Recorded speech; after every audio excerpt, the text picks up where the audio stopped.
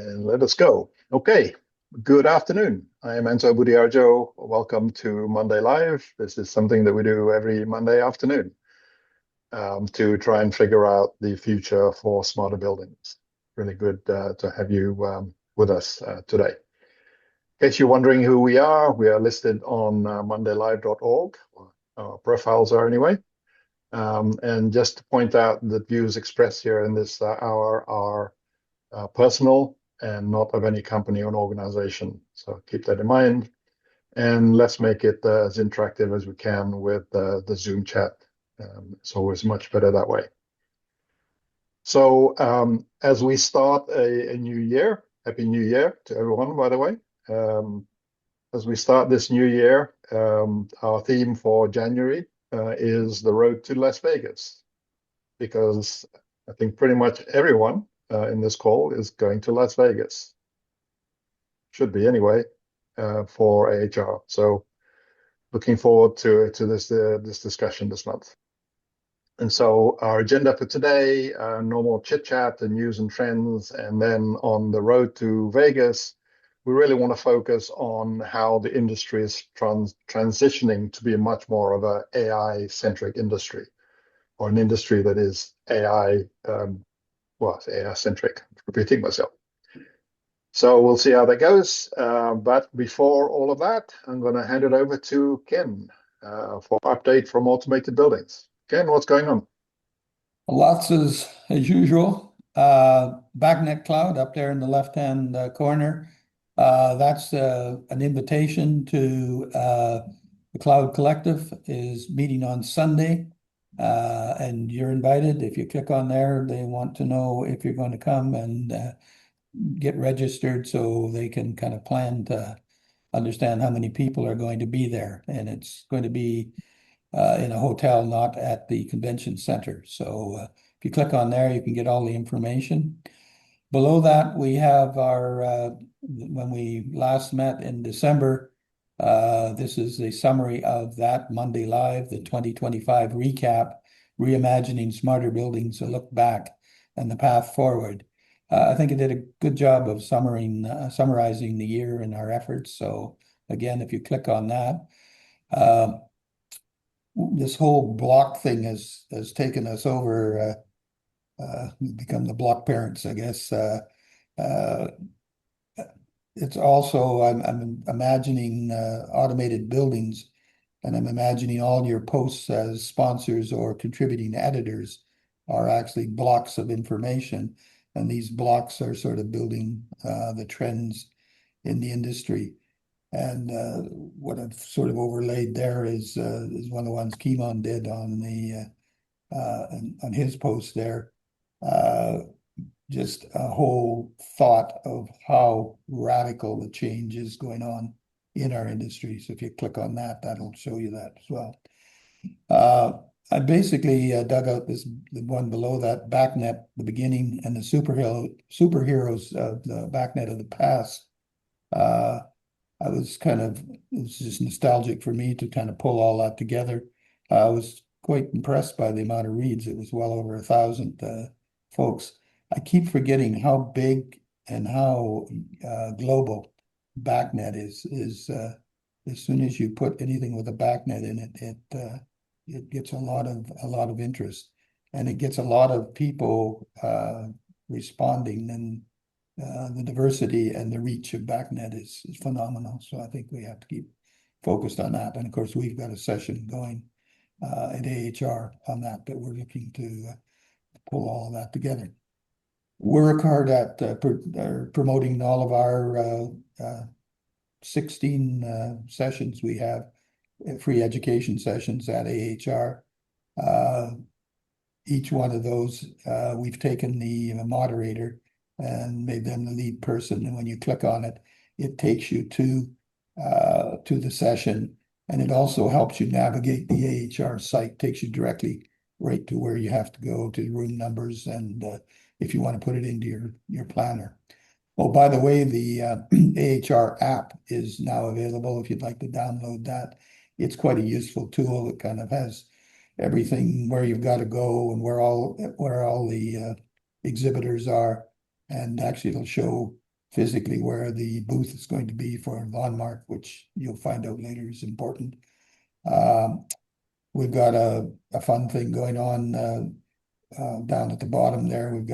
We're doing the vendors are going to give us their best sell, and it's going to be in an Elvis theme. So I'm not sure if they're going to be dressed up as Elvis imitators. Imitators, that's what I'm looking for. Anyway, should be a fun event. So I think that's about it. Back to you, Anto. Thank you, Ken. Rick, C4SB update. What's going on over there? Well, I think we're going to talk a bunch about what's happening and how it's happening in Vegas. But this is our weekly slide on the working groups that C4SB has active right now. And I keep thinking that we're missing one, but the list keeps getting longer. And I think we're going to be adding at least one or two more based on a couple of things we learned over the holidays. So what we're let's go to the next slide where we're going to start to talk about what's happening at AHR. Each of the working groups that was on the previous slide will have an opportunity at the LonMark booth on the trade show floor at AHR to do a presentation. We're going to have an area set up with a screen and cameras to record the presentations, and we're working on this schedule of when the presentations will happen and what the different titles are. It's still a work in progress, but we're gonna go live with this calendar of scheduled presentations, and then we're just going to have to be adjusting it as conflicts come up and as other things force it to be changed. But we're gonna roll with this, and the format will be that at the booth on the floor there will be these different presentations starting every half hour or so, and what the intent is for people to be able to stand around and listen to a presentation, have it be recorded, and also have a QA there live. It just seems like a great opportunity to be able to give people a chance to present what's happening in their working group, and for parties to kind of ask questions or get a live update. So that's that part of the agenda, and I know we're going to talk. Will that calendar be on C4SB, or where will it appear? Yes. Okay, good. And I believe likely on the booth as well, right? There'll be a schedule on the booth. Right, there will be poster board for that on the booth as well. But before that, over the next 3 weeks or whatever, we'll have it on the website. And I believe Kimon's actually got a kind of a guide to all the different presentations, and it'll be included in that as well. Super. I'm sure we'll come back to that because that's quite interesting what you're doing, Kimon. Okay. So Ken also mentioned this. Whoops. There you go. Sorry. This is the reception that's going on Sunday evening or afternoon evening from 6 to 7 in the Westgate Resort, which is the resort that's connected to the convention center. And it's a reception being put together by BACnet International. Jim, maybe you can speak to this in terms of how this has come about and what it's all about. Yeah, basically, we've been trying to chart the course for BACnet in the cloud, and we have a working group formed where we're going to be primarily working on not only how manufacturers integrate cybersecurity into BACnet, but how users can use that cybersecurity going forward, and how that's going to position us to the cloud. So we're kicking that off and opening up that discussion, sort of to introduce the future of where BACnet is going, based on the groundwork that we've been laying for the past 15 years. Anto? Wonderful. Thank you. Really looking forward to that. And beyond that, my slide is that this week, talking about Las Vegas, there's another thing going on in Las Vegas this week. There's another it's a small trade show called CES. No, that's a joke. It's a huge thing. CES. I'm sure we're going to be seeing a lot of a lot of the gadgets on the news over the next few days. So really looking forward to that. And I'm always looking forward to seeing the gadgets that are sort of at the top end of the consumer electronics, which is sort of gets into the B2B and the sort of the area that we're sort of interested in. So that's what's going on this week. And before we move on, any other news items or anything else?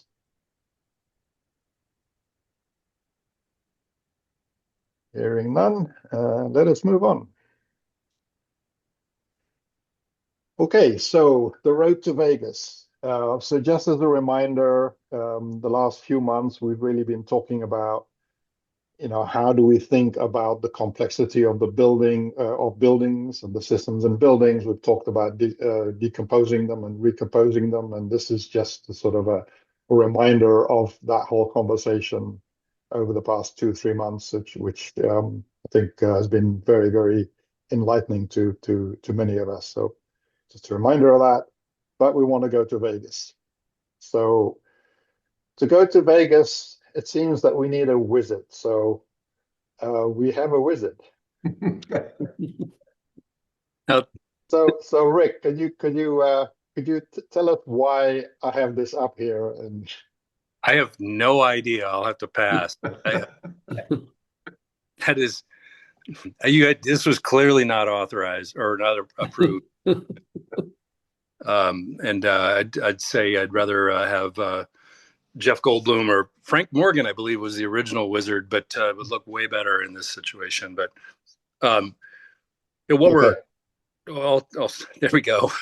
This is what we're intending to do with and the whole theme of the road to Vegas, or the yellow brick road, or the yellow block road, as we tried to get put into the graphics. The whole intent is to be able to talk about how different organizations, different companies, different individuals can have a path forward with what's happening in the not just C4SB but other efforts around the future of smart building technologies. And I think we're kind of lucky here with Monday Live and C4SB to be acting as sort of the collective or the spokespeople or the place where some of this gets to come to light. And in that, we have the opportunity to, at C4SB, we have the opportunity to have these things called working groups, where the working groups are, these different collections of people. I like to use the word collective and collections now a lot, but different groups that come together with an agenda around a particular technology, and then advance that technology to where it can be, to be more commercially viable or more visible in the market. But we're also seeing that a lot of these different technology advancements interrelate, or they work off of each other. And at AHR, we've got this opportunity with all the different projects that are moving forward or moving down their own yellow brick road to the future, for a lot of them to kind of have some of that interaction, because we're all going to be there. So the people that are interested in BACnet Cloud Collective, then people that are interested in cybersecurity or the digital building profiles or Division 25, Rick, maybe if I can make a suggestion, if you can sort of just go through these logos and speak to the sort of things that is likely to be going on at Vegas related to that thing. Great, yes, because there's a lot of moving parts here. So just starting at the top left with semantic buildings, semantic buildings started off as what we called the Tiger Team, which was 30, 40 people that got together, and now it's still a dozen people every week that are talking about the relevant or how semantic normalization or ontologies, how they're important to the future of interoperability of smart building technologies, and that it's primarily led by the effort of NIST ASHRAE with the 223P initiative. But it's also been a place where a lot of other semantic and ontological issues have been talked about. And the goal, again, is to be able to show how the different semantic efforts are helping with the advancement of smart building technology. Now, everybody's welcome to take part and attend the different meetings that happen every Friday to get more details on that. But in Vegas, this is going to be one of the key ones. I'm glad it's in the top left, because we feel like if more people understand what the value of semantic normalization is, that just helps the industry coalesce or move forward faster around agreed upon standards. So that's a key one. The BACnet Cloud Collective we talked a little bit about. That's the as Jim described, and I don't think I could have said it any better, but like Andy McMillan and Jim Lee and Anto and others that are they've been part of the emergence or the path of BACnet over the last, how many years did you say? 30 years, Jim? How that's making how that's becoming more cloud native is what the BACnet Cloud Collective is about, and how companies and individuals can take advantage of that. That'll be discussed in multiple different time frames at AHR. I'll try and go quick here. LonMark, as the host of the booth and as an organization that is merging with C4SB, LonMark International sees a really interesting future in the smart building and smart cities spaces, and we'll be talking about how LonMark has a really interesting space, especially as other technologies normalize, and a lot of the great ideas from LonMark, the legacy of LonMark, are going to have a really important place in the future of smart building technology. Next one down, IBB. We started off with C4SB talking about IBB and connection profiles and a few things like that, and we got a lot of attention around a new way of bringing cloud native technologies to the market, and sort of a place where we could point to where technology could transform, and a new way of developing apps, a new way of getting data, a new way of having interoperability defined. The IBB has progressed to where we're going to have interesting demonstrations of some early generation of IBBs that are in place. We'll get more to that in a minute. Just going fast, Agentic AI Foundation, AAIF. And if you haven't heard about what this is, AAIF is now the formal place and name for Agentic AI inside of the Linux Foundation. So that's one of our sister or brother organizations inside of the Linux Foundation, and it's the Googles and the Anthropics and little companies like AWS and Microsoft and NVIDIA and all those that are coming together to truly have an open definition around AI inside the Linux Foundation. We're excited about that because it means we didn't have to do that. Far be it from us to try and get our arms or our brains around everything to do with AI, but that organization and how that applies to our domain will be talked about at AHR. I guess I'm not going fast enough. Project Arete is what we started off as when we were talking about connection profiles and the broker functionality of the IBB.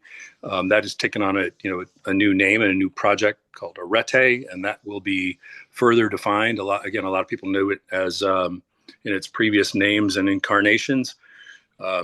Believe that it as an agent for composability in the future and the kind of the next step of how data and AI come together. That'll be really interesting for more people to get their brains around.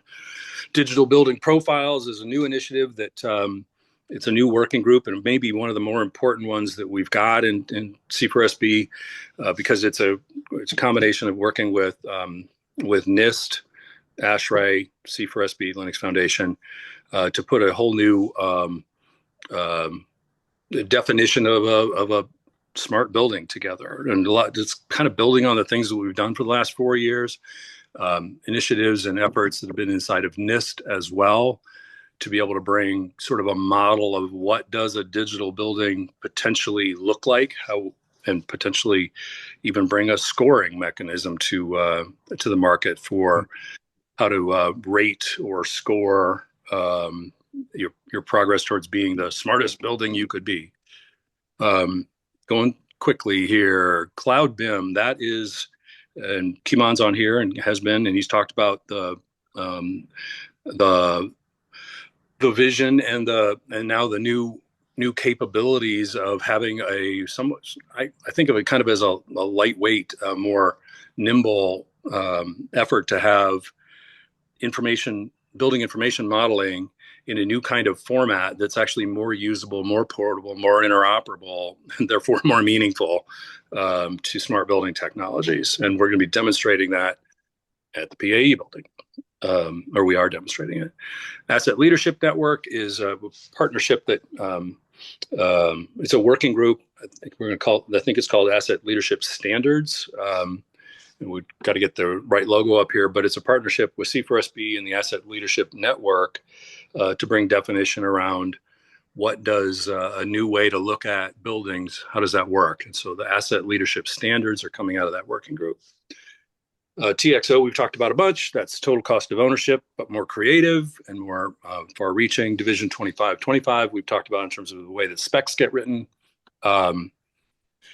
The PAE building is going to get a lot of attention, and there will be people from PAE, and there will be 3 or 4 different presentations about PAE and how the technology is being, about a bunch of these different technologies, how it's coming to life in the PAE building. Sorry for taking so long. So not much going on then. That's just the start. The cool, I'd go on for another couple minutes. What's been interesting is the large companies and the small companies that have been seeing what is happening and getting glimpses of it. And as Ken would say, we've then intentionally been keeping it a secret.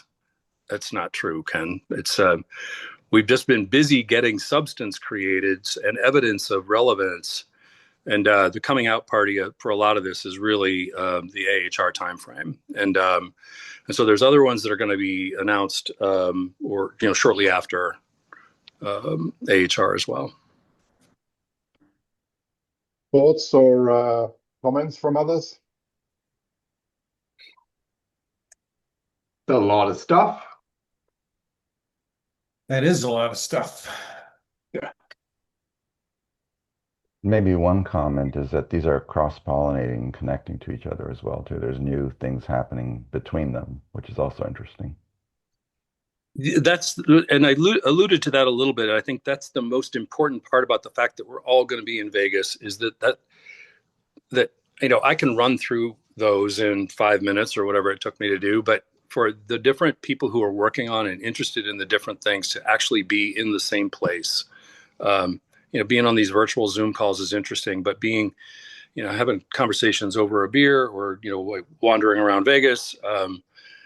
And what happens in Vegas doesn't have to stay in Vegas. Well, some of it does, but most of it in these kind of conversations and that cross-pollination will hopefully happen in Vegas and then spread from there. So Rick, there's clearly hell of a lot going on here for our audience and the extended audience that kind of discovers this between now and ASHRAE. What kind of guidance can we provide to people to engage other than showing up for a specific session? Is there there's a lot here, right? And so to learn ahead of time what each of these might involve, and then to help somebody decide what to do once they get there. What are your thoughts there in terms of providing that guidance? Yeah. I hope everybody understands, and I kind of joke with Ken about the fact that we've been keeping it all a secret up until now. But the real, I felt like the challenge was just to get, everybody's excited about different things, and to get them to where there's some, as I said, evidence of relevance, evidence of substance. That's been the goal so far. Now we've got what should be the easy part, which is the communications part. And good news is we got a lot of communications experts that are that are very interested in helping get the communications out and get it right. We do have this wonderful relationship with automated buildings that we also like to keep secret, to be able to help get the word out. And we're going to try and take advantage of that now with this time frame. In this time frame, also going to be having more and more sort of one-on-ones with different people that have been expressed interest, and just do short introductions for different companies and different individuals who are trying to figure out how they can contribute. Clearly, the priority will be the ones who have big checks that they can write to help us move this all forward faster. But joking aside, the how to fit more people, how to give more people a visibility to what's happening is sort of where the new priority is between now and AHR, at AHR, and then after AHR. A question. I think maybe just sorry. a quick thing, Tim. Maybe one thing to think about is that this is the graphic of the booth, the LonMark C4SB booth. And I would think that that's sort of information central for anybody that wants to know any sort of components and how it relates to everything else. Go there because over the course of the 3 days, many of us will be hanging around there. Okay, Yeah. the other question I have is that there was also mention that the sessions would be somehow turned into video, which would be great. Who will host that, or what will be the mechanism for distributing that? Will that be Linux? Will that be C4SB? Will that be LonMark? Or It'll be a function of C4SB, and we're trying to figure out the logistics of that right now. We've got a couple of options for getting the recordings done, and Kimon has always done great interviews. So between the recordings of the stand-up presentations and some of the other work that Kimon's doing, we intend to make that available, whether it's all packaged pretty or it's just effectively just YouTube 5-10 minute clips. Haven't figured that out yet. But yeah, hanging around the booth, and the layout of the booth will set up for both presentations and conversations happening at the same time. And we will all be hanging out around there a lot when we're not up doing other presentations. We'll sort of be around there and then try and do the introductions. The wizard may or may not be there in terms of in costume. Holy cow, that was amazing. But the word is that Dorothy will be there. And being able to make introductions and do, if somebody isn't at the booth, to be able to take names and then try and coordinate introductions. That'll be one of the primary things that Dorothy will be doing. one of the big problems, of course, of AHR is there's just so much going on simultaneously that I think the documentation piece of it is important, because people who would clearly want to be at your booth are going to be clearly committed somewhere else at the same time. So anything you can do to make that information available and available to the masses as well, I think is useful. If I could add a couple things here. First of all, from a LonMark perspective, we will be hosting or having 6 different educational sessions spread out on Monday and Tuesday, 3 on each day. I don't know if we are going to have facility to record those or not. Maybe some of them, yes, maybe some of them not. I'm not sure yet. But historically, we have always made the presentations available after the fact on the LonMark site, and certainly would plan to do that again this year. If there's any video or audio to go along with it, we will also include that as well. I would think most anything that gets recorded around the booth and those short kind of 15-minute presentations that we're planning throughout the show is something else that we could put up on the LonMark site as well. Not saying that we won't also have this on C4SB or other places too, but just kind of covering things from a LonMark standpoint. Something else that I know I am trying to do ahead of getting to the show is, there's a couple of these topics that I'm specifically interested in, and I'm trying to do a little bit of homework prior to showing up to the show, knowing that all of the people will be there that I'll want to ask questions to. So coming prepared is my goal here in addressing some of these, and not just counting on the after, being able to pick this stuff up after. And quite honestly, I know as a presenter, I love it when my audience is interactive and prepared with questions and so forth. So I would highly encourage people to do that as well.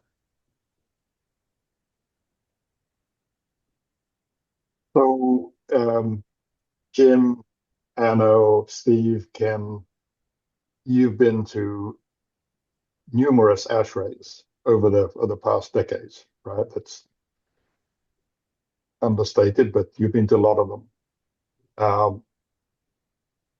What do you think the reaction is going to be to this sort of enormity of what's being presented here, what will be there by the industry, specifically by the vendors? What's the impact? Anybody care to guess or speculate? Yeah, my guess would be some level of surprise of the amount of activity that's going on that I think a lot of people were not aware of, right? And to Rick's earlier points about, we're pretty good at keeping this to ourselves. But I think pleasantly surprised. I think pleasantly surprised that, well, hang on, there's been a lot of activity, right, in an area that a lot of people would have thought was not dead, but has been stagnant over the last, bigger time frame. And that this activity shows, no, there's a lot of activity going on that is mature, in fact, it's not surface level stuff, it's deep, it's got depth to it. So get engaged. Yeah, I think that one of the interesting things is before, where would you go for this kind of information? Yes. Right. So it's not just that there's a lot of information, but it shows that the community is making some effort to organize that communication and illustrate to people how these different pieces fit together. Right. So there are independent efforts, but there is some collective thought going on. And I think people will be surprised by that. And it depends on how well we can get organized with follow-ups and interaction between the groups and what value we can create going forward. Right. It's really an excellent launch of a community of ideas where people can get together and share. Chris has got a good question in the chat there. And I'm addressing that. I'm gonna good. respond to that too, since I think that was my comment. Keep it a secret, Tracy. Don't let anybody know. So, as a reminder, Rick, do you have a scheduled specific event around the Linux, around C4SB and the Linux Foundation? No, there's no summit this year. In the past, we've had the Sunday Smarter Summit. Not doing that this year, focusing on these activities at the booth, the presentations at the booth. There will be, in each day, there is a C4SB summary, 10 minutes, which probably be just me replaying the video of what you just did, or what you just made me do, Anto, in going through the different working groups. So on each day, there's a I think is at the end of it. I'm sorry, I'm on my phone, so it's really small. Yeah, at the end of each day, there's a C4SB overview and recap. So the idea of having that be recorded and be sort of a hopefully sensible overview of the different things that are happening and the ways to get involved. That'll be during that time frame. Yeah, I guess I don't believe it's too late to necessarily to schedule something. So just, I think it's worthy of consideration is to, on one of the days, maybe Tuesday, to have a dedicated session to C4SB, because I think the involvement with the Linux Foundation is still very new, very lot of lack of awareness with regard to that. And so that would give you the opportunity to introduce all the different working groups and also go over this slide and talk about all the related activities that are relative to these other organizations. You think you're up for doing that? You're talking about having a session. Yeah, I'm not sure where. Yeah, I was scheduled at the convention center. The rooms are free. Assuming there's something available, reserve a room and schedule an event. Maybe a bit too late for that. I think, yeah, Anto would have a better view of that. We had looked at trying to do something on a Wednesday, but Sunday wasn't going to work. Wednesday was going to be too late. So we may be. Okay, so the BACnet Cloud Collective thing that's on Sunday, 6 to 7, we are going to encourage people to come to that. We're going to be using that to talk about the BACnet Cloud Collective and how it relates to C4SB, but we'll also have, we'll have a minute or two to talk about how people, and then we'll have an hour of socializing to be able to interact with people who want to, come on Sunday and learn a little bit more. But I think we're going to have to make the most of the next 3 weeks, potentially, and we're going to be talking over the next Monday Lives about this, road to Vegas, and we can try and make the most out of those sessions and make the most out of the automated buildings publicity we get. And we do have a great story now. I mean, I feel like we've had a good story for 4 years, but I think the story is coming together to be more broader and deeper, and so now's a good time to make a little noise about it all. Do we have a specific room for this? No, not yet. Not yet? It'll be signposted in the entrance of the Westgate. Okay. And this link, which what I'm going to do is actually going to post it. Or I'll put it in chat. This link is actually an RSVP, and if you sign up, information like that will probably come your way by email prior to the event. Okay, now observation I'd like to make though is that at AHR we have our 16 sessions, so we're going to have our hands full, just basically communicating all that and orchestrating. And a lot of you that are on the screen are involved in those sessions as well. So I think the best use of automated buildings in promoting this stuff is definitely for before the events. And so anything you can give us, actually what would be great is if you could get every one of those working groups to basically at least prepare a presentation of why should I come to the session, and we could certainly post that. You can post it directly as C4SB, or you can post it as Tracy, or you can post it as Guimon or Anto, or ever who the person responsible for the group. But I think that's the best value we can give you, because we're going to be pretty much totally consumed with our own sessions, and I think you're going to find that very true. The unfortunate part of AHR is that there's all this amazing stuff going on, but eventually it all falls on top of each other. So just trying to straighten that out. definitely. we do have 3 weeks of Monday lives between now and Vegas, so that will give us an opportunity to talk about these sessions. Maybe we'll spend 10 minutes on one of the session on each of the Mondays or something like that. Spend a bit more time. Okay, well, I'd like to use that opportunity then to basically turn that into information, and we may pull out various clips and stuff to try and help you, but somebody should probably orchestrate us, or we might be not doing it the way you want. But I think it's extremely important these next 2 or 3 weeks to make it clear what you guys are doing, because I think it's incredibly important. And there definitely is a lot of questions. They know the movement is there, but it's not clear what C4SB is doing or Linux. I mean, we say those two words, and for people, the unwashed, they don't really understand. And it's not easy to explain, as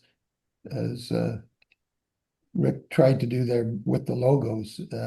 Even there's a million questions as soon as he starts to describe the logos as well. So anything we can get caught in video presentation would be extremely useful, and we're really pleased to help. And we're actually in a position to help before the event, and probably less useful during that day.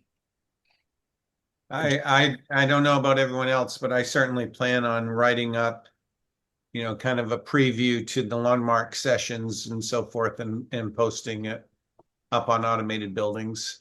Thank you. And then just through normal marketing, we'll do the same for other sessions that I'll be involved with, on LinkedIn and such. So. Yeah, I just amplify all that. I was just sitting here looking at that list of stuff, and it's causing me to rethink how long I'm going to stay, right? I mean, my normal event is do Sunday, Monday, leave Tuesday morning. Now I'm looking at that list and going, I'm compelled to stay at least Tuesday through maybe even Wednesday morning, right? So I think it's going to impact people's thoughts of. Very much so. I've been screaming this at the top of my lungs as we got to get going on this. Yeah. Yeah, it's too late. Actually, a lot of it is because the other problem is people have booked travel, and and then it's I can't change it, or it's not easy to change. So even though they would have liked to have been there, and it would be important to the industry that they be there, I think that's the other thing is dynamics of what you're doing is so significant, because you're basically bringing the whole community, the whole industry together to talk about something they haven't talked about. And you haven't told them that this conversation is going on. We've kept that fairly tight to our chest. So I think anything that we can put out, just the big thing is that even just getting that one page, the 2 pages out, the 1 page that showed the logos of each of the working groups, and then secondly, getting that time thing out. I think what your problem is you keep worrying about getting it right. Get it out there as close as you know. And we can always, if people are planning on going and the event gets moved or the event gets canceled, they understand. But if they don't know about it, I think it's frustrating. The not trying to get it right, and apologize for the way that has looked, but trying to get it relevant, and that's where we are now. We've got, and some of this stuff has just literally been happening over the last month, and then all of a sudden we have the holidays. Good conversations over the holidays too, and even more definition around what some of the meaning of some of the working group can be. So one of the things, I'm going to steal this idea from Kimon and from others probably, but give a heads up to those of you who are one of the leaders of the working group, beyond standby for the fact that we're going to call you and record a interview of what are you planning to present at AHR. We're going to try and get that done either this week or early in the next 7 days, to be able to put people on the spot and say, hey, what are you going to be presenting? We'll record it and then we'll transcribe it and we'll make that. The way to do that easier is to actually invite them to Monday Live, one of the 3 Monday Lives, and it will be recorded and it will be. It's not a bad idea. And that's a pretty good idea. So, good idea. Kimon, you have not been going to ASHRAE for decades and decades. and was wondering, you're coming from a sort of an adjacent space. I wonder what your thoughts are about sort of what we've been talking about and the sort of the enormity of what we seem to be presenting. And I'm going to go to David next. So David always likes a bit of heads up. Come on. Sure. Actually, I never went to ASHRAE or AHR until last year when you guys pointed me to it. So I was kind of just blown away about the scale. I'm coming more from our AIA and architecture and design and construction side. So I found that interesting. And I found it interesting to look at the connections between what's happening in design and construction on the BIM and digital twin world, for example, and what we saw at ASHRAE and AHR, and the interest level that we saw even at the ASHRAE session with Paris to last year and Cyril and Zara. And I think we can carry that forward if we kind of present what's been happening. If we go back to the PAE building and the semantic building work, it's going to be pretty interesting because we've advanced quite a bit of inserting ASHRAE 223P into the process and having PA kind of align with that. And even we're even developing a new tool called the semantic bridge that links between the RDF models and BIM and to edit and update. So there's quite a bit of activity and things that happen just by connecting the different domains and getting them interested in it. And that's the dynamic that I saw at ASHRAE, at the AHR ASHRAE session in Orlando, and also at the ASHRAE, the summer sessions that were there. David? Thank you for giving me the heads up, Anto. I really appreciate those 2 extra minutes to gather my thoughts. What I find interesting is that I feel investment in all of these systems and integration is lacking because asset owners do not necessarily see the value in the investment historically. And this type of synergy is what's going to be required to actually show the value story and show that if you make this investment in your asset, it will accrue value at a faster rate. It'll remain leased up more consistently. You'll have better tenants. All of these positive outcomes, we have not yet really assembled a good case for. And it's this type of synergy that's required in order to make that larger case to get more investment in this area, because we're at a historic low for construction across commercial real estate, and more assets aren't getting built. It's going to be retrofitting existing assets where the difference is made, and this type of synergy is what's required to make that happen. Thank you.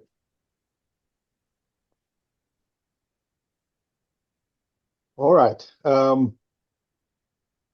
Wondering if anybody in the audience wants to say something. Please put their hand up and I'll put you on. I would actually love to get Anno's reaction to this. And based upon what I just talked about with asset owners seeing higher value in assets, do you think that resonates with all of the different funds and the like that engage your firm to help them manage such assets? Very much. I mean, it's the one message I keep talking about from of what we do, which is basically an asset management company, right? Whether your assets are building, an air handling unit, a chair, signage, whatever the asset is. So knowing everything and anything about assets is really super crucial for us, right? I mean, you would be surprised how poor people are about knowing what assets they actually have in their building. It's been a years worth of hand-me-down stuff. So everything and anything to do about knowing about those assets, quality of the assets, life cycle of the assets, replacement of the assets, running, usage, maintenance, you name it, anything and everything that has to do with touching those assets. And that's a real challenge. And in fact, getting data on assets is not a trivial exercise, as it turns out, even though everyone thinks they've solved the problem, right? I've seen many, many, At many, many. 1K a point, there's no data. Yeah. And I've seen many folks come to us and go, I have the thing that's going to be able to collect the data. Okay, sure, you probably do. But how do you change people and technicians and people to go actually use it and get it and make it work? Scott, you raised your hand. Could you Yes. introduce yourself? And Yeah, so longtime listener, first time, not first time caller actually, but it's been a long, many years actually. I first started following this group when I worked at PAE as a technology and AV consultant, but also smart building consultant on some projects as well. And that's how I got turned on to this group. I was very, very passionate about what you're trying to move forward, and then started spreading the word about the importance of things like ontology and data normalization and network convergence. And I'm so happy to hear that you're working on the PAE Living Building, because we had a lot of aspirations, and on the but being an AV guy, mostly we lived on the IT side. So with a segregated OT and IT network, we really we designed everything to integrate easily, but the segregated network didn't allow that to happen. So, but I wanted to share with everyone some of the big breakthroughs we're seeing on the AV side, and how we're being brought into a lot of larger conversations on this convergence of IT and OT. So I recently did a webinar for Avixa, which is our Avixa is the AV commercial AV group, that trade show group or trade organization that pushes the AV commercial world, pushes our agenda. Sorry to And cut across, Scott. Everybody used to know them as Infocom. Now, yeah, they used to be known as Infocom. Exactly. Thank you. Thank you, David. Yeah, but they had to rebrand, get the younger people more excited, and so that's what they went after. But so for years, I've been following what's going on with Europe, which AV is a bigger part of the conversation, but not as much in North America. But I see that changing pretty drastically. Particularly, I've had some great conversations with Sabine Lamb, who is now over Acuity, over their product strategy. So she's not only over DizTech and BMS, but she's over QSC, which is now the leading control system for audiovisual. So now we're starting to see a convergence of AV with BMS, with lighting control, in a way that we have not seen before. And as the eyes and ears of the building, where people actually interface with technology, the possibilities now are really starting to come into focus with AI agents, with MCP servers, and we've been playing a lot in sandboxes. Still a lot to polish and a lot to learn, but the adding the context with LLMs to building intelligence is going to be enormous. And already we've just seen some integrations and automations that we would never have thought possible a year ago. So I just want to say, Rick and Kimon, I'm really excited that you're working on the PAE Living Building. It's been something I've been very excited about. But I also wanted to just share from the AV world what we're seeing happening on this convergence, and how we're becoming a bigger part of the conversation. So if we can collaborate on this weird new future we have with AI, and the way that we can help get the occupant data that you guys are looking for, we would love to step up that conversation. Would welcome that, and you hit on a whole bunch of interesting things, and I actually was oh gosh, my mom ran the audiovisual department at the high school where I went to school. So yeah, we go way back. But the idea of all the different smart systems in a building converging and having overlap and having common interests, we definitely want to weave that in. So let's let's figure out a way to talk soon. And we're also having conversations with Sabine Lamb. So there's a lot of common interests. And again, we've been keeping this all a really big secret, and we don't intend to do that anymore. Maybe Well, I'm that. excited to hear that. And so I'm currently working for AVI-SPL, which is the world's largest AV integrator. So we are really, really headfirst jumping into the possibilities of these integrations, and we've been consulting with a lot of our Fortune 500 clients on ways that we can break down these silos and move this forward. Awesome. Maybe to add one thing, Scott, since you mentioned the interesting thing that if you had an idea for a use case for the PAE building, we actually have a lot of touch points now, cloud-based touch points that you can quickly connect to and create. Well, here's another use case. We've collected enough of a foundation and put it in the cloud and connected it to contexts and have RDF models and graph models available as part of the process that's being posted on GitHub and everything. So that's awesome. The IT folks at PAE are oversee the AV part, but I design the AV systems with smart PDUs that support a number of integrations, Modbus, but also I just met with Middle Atlantic, who's a manufacturer, this morning, and they're going to be adding MQTT capability for that as well. So, and they're part of a more open cloud initiative. So we'll be able to, those cloud silos are getting broken down as well, which is nice. Yeah, we keep trying to find systems at the PAE building that are not connected yet, and it's fewer and fewer. Elevators, we don't have the elevator connected, so it's like a challenge. But AV is definitely one of those important operational components. Also makes a great example of systems that we don't typically think about. We all come from like HVAC, and that's the center of the universe. Why would anybody need anything else to be interoperable? And as we open our eyes a little bit more and look, and the PAE is a great place to be able to show examples of that. So appreciate it. Yeah, and they're a great group, and they're always looking for the living building to be that living and growing and iterative. So it's really great that that we're kind of embracing that over there. And but yeah, if so between myself and also Shay Sterner, who I don't know if you saw the integration with the lighting, where to incentivize stairs and gamify it.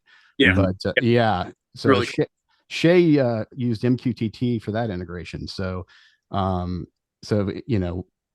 they, if you guys are stuck on anything, let us know. We can help put those pieces together. But yeah, would love to follow up and share what I know there. That would be really interesting on the stair integration, because I think we've been talking about that quite a bit. The other thing, actually relating to what David was talking about earlier, it's what's interesting about the PAE building. It's an existing building in many ways, and we're trying to insert and update what's missing there, right? So it's kind of, there's two use cases: how you would start from a brand new building, but most buildings are existing, and the PAE building, in a sense, is existing. So we have both use cases. Not to say that every building will be done like this, but because we've touched all of that. So for example, right now, there are ways to easily add new assets into the building without having to go back and rebuild the whole structure and all that kind of stuff. So there's a lot of activity there as well. Yeah, and there's a lot of things that have come, a lot of new technologies that have come. I mean, at the time, there weren't as many straight to cloud LTE and or 5G solutions that could get around the network challenges. And we were actually playing with some of those. We were playing with LoRaWAN when I was there. We were playing with a number of solutions to kind of get around the challenges of, one, there's just not a lot of cabling, because we purposefully kept it wireless on a lot of the IP integrations there. And so that, you just do not have, it's not easy to get a cable anywhere in those plates. It's all CLT construction. So So now we have the capability of getting around some of those challenges. So, and also we ended up commissioning and delivering that building during COVID. So that alone was a huge challenge as far as collaboration. So yeah, definitely. So glad to see you guys brought in and making this smart building smarter. Okay, thank you very much, Scott. That's a great contribution, and we thank you for supporting us all this time and for telling the world about us. So appreciate Thank it. you so much. Take Thank care, you. guys. And so we need to bring this to a wrap. It's been a great conversation. We'll continue this for another 3 weeks talking about ASHRAE, and we'll get a little bit more specific as we've talked about. Really looking forward to the rest of the month and looking forward to Vegas. Aren't we all? Absolutely. Bye all. Bye. Thank you. Right. See y'all. Bye.